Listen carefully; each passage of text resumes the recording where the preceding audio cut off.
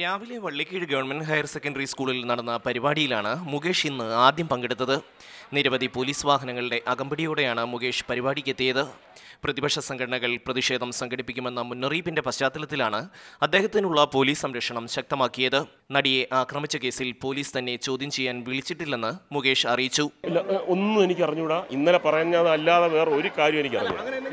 ഒന്നുമില്ല, അതല്ല, ഒന്നുമില്ല, അറിഞ്ഞൂടാ, ഒന്നും അറിഞ്ഞൂടാ. പൾസർ സുനിയെ ദിലീപിന് പരിചയപ്പെടുത്തിയത് മുകേഷാണോ എന്ന ചോദ്യത്തിന് അല്ല എന്നായിരുന്നു മറുപടി. സ്കൂൾ വിദ്യാർത്ഥികൾക്കുള്ള കരിയർ ഗൈഡൻസ് പരിപാടിയിലാണ് മുകേഷ് പങ്കെടുത്തത്. മാനസിക സംഘർഷം ലഘൂകരിക്കാനുള്ള ശ്രമങ്ങൾ കുട്ടികളുടെ ആത്മവിശ്വാസം വർദ്ധിപ്പിക്കുമെന്ന് മുകേഷ് പറഞ്ഞു. കോളേജിൽ വന്ന് പഠിച്ച് തിരിച്ച് വീട്ടിലെത്തുന്നതിന് വീട്ടിൽ ചെന്നാലും മാനസിക സംഘർഷങ്ങളും അങ്ങനെയുള്ള ഒരു കാലമാണ്, അങ്ങനെയുള്ള ഒരു രാജ്യവുമാണ്.